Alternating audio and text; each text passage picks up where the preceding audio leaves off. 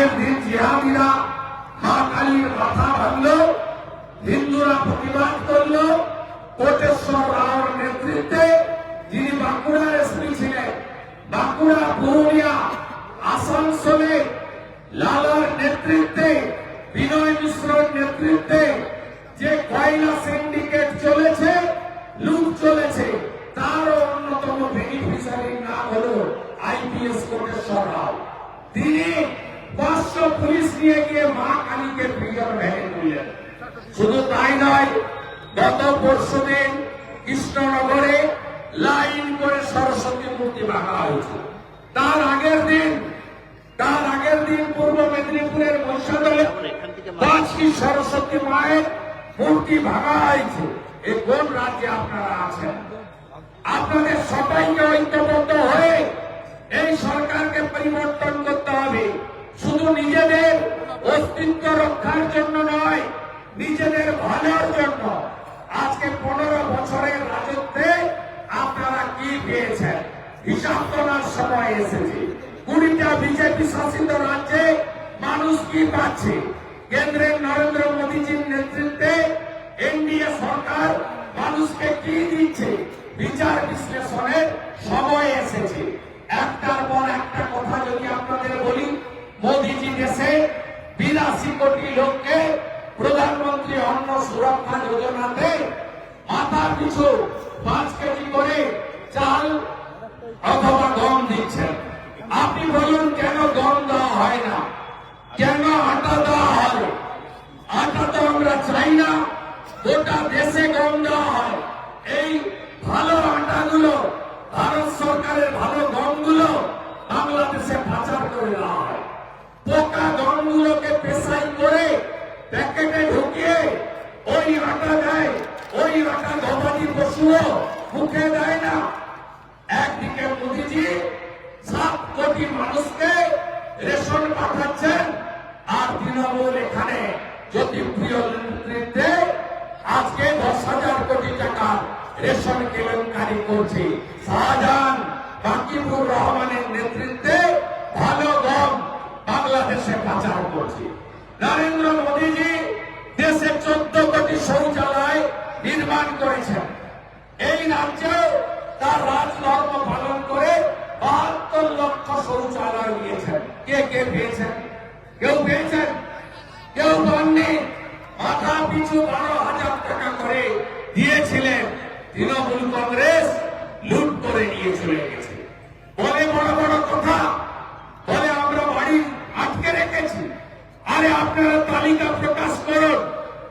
আজকে 2014 সাল থেকে 22 সাল পর্যন্ত মোদীজির সরকার প্রধানমন্ত্রী আবাস যোজনায় পশ্চিমবঙ্গে 30,000 কোটি টাকা 40 লক্ষ বাড়ি দিয়েছে। আপনারা পেয়েছেন? আমি কাশীপুর থেকে দেখতে দেখতে এসেছি। আমার আদিবাসী গ্রাম, আমার তফসিলি গ্রাম, আমার কুর্মী গ্রাম, কোথাও পাকা বাড়ি আজকে দেওয়া হয়নি। 15 বছর রাজত্ব করার পরে 40 লক্ষ বাড়ি লুট করে নিয়ে চলে গেল এরা। আজকে একাধিকবার আমি মুখ্যমন্ত্রীর দলে ছিলাম, কারণ এই জঙ্গলমহলে মুখ্যমন্ত্রী আসতেন না। 2009-10 সাল থেকে এই জঙ্গলমহল পুরুলিয়া, অবিভক্ত পশ্চিম মেদিনীপুর, বাঁকুড়া জেলা, একদিকে মাওবাদী জনসাধারণের কমিটি, অন্যদিকে যৌথ বাহিনীর অত্যাচার ছিল। একদিকে মাওবাদীদের অত্যাচার ভয় দেখানো, অন্যদিকে জনসাধারণের কমিটির নামে জোর করে মিছিলে আপনাদের হাঁটানো, আর মনীন্দ্র গোপেদের নেতৃত্বে সিপিএম এর আরমাদ বাহিনী এখানে অত্যাচার করত। সেই অত্যাচারের বিরুদ্ধে লড়েছিলাম। আমি আপনাদেরকে বলি, 11 সালে ভোটের আগে বলল পুরুলিয়াতে জল দেব, আমাকে ভোট দিন। ভোট দিলেন আপনারা। শান্তিরাম মাহাতো তিনি মন্ত্রী হলেন। তারপরে 16 ভোট হলো, বলল ভোট দিন, জল দেব। আবার ভোট নিল। আবার সন্ধ্যা রানী কুড়ু শান্তিরাম মাহাতো মন্ত্রী হলো। 21-এ ভোট মিলল, সেখানে শান্তিবাবু হেরে গেলেন মানেশ্বর বাবুর কাছে। আবার সন্ধ্যা টুডু মন্ত্রী হলো। মন্ত্রী হওয়ার পরেও এই জেলাতে জল পেয়েছেন আপনারা, পানীয় জল। আমি যখন গ্রীষ্মকালের কর্মসূচিতে আসি, একটা নলকূপ, তাকে ঘিরে 250টা কলসি বা বালতি নিয়ে মায়েরা, দিদিরা, বোনেরা দাঁড়িয়ে আছেন। কি পেলেন 15 বছরে?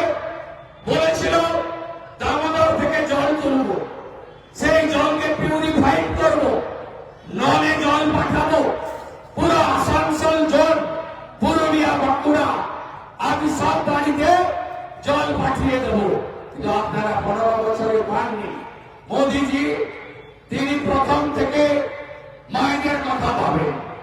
যত বাড়ি দিয়েছেন দেশে, 5 কোটি বাড়ি, সব মহিলাদের নামে এগ্রিমেন্ট হয়েছে।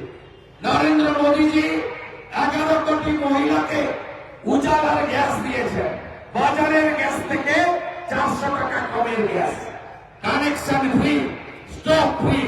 এই রাজ্য 1 কোটি 30 লক্ষ আমার মা বোন দিদি, তারা উজালা পাচ্ছেন। মোদীজি মহিলাদের জন্য রেশন দিচ্ছেন ভারত সরকারের অর্থে।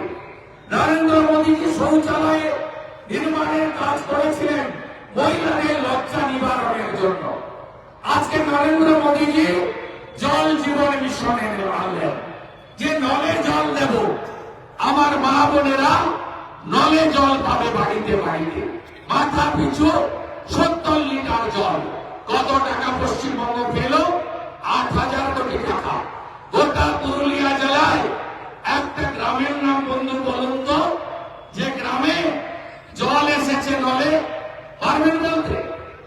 একটা গ্রামের নাম? নল আছে, জল নাই।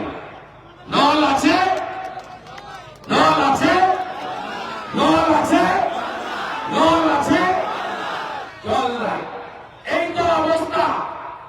পাহাড়গুলো বেঁচে দিচ্ছে, পাহাড়গুলোর অস্তিত্ব, শুশুনিয়া পাহাড় থেকে সব পাহাড় বেঁচে দিচ্ছে। এত টাকা দরকার। নদীগুলোর তো অস্তিত্ব নেই, বালি চুরি হচ্ছে। আপনার ঝাড়খণ্ড থেকে গোমাতা পাচার করছে পুরুলিয়ার উপর দিয়ে, যে আপনার কন্টেনারে মাল যায় পুরুলিয়া, আদ্রা, এসব জায়গা দিয়ে গাড়ির পর গাড়ি পুলিশ পার করাচ্ছে। হিসাব পরিষ্কার। এখানে একটা সময় তৃণমূলের রাজ্যসভার সাংসদ দোলা সেন এসেছিলেন পুরুলিয়াতে শ্রমিক সম্মেলন করতে।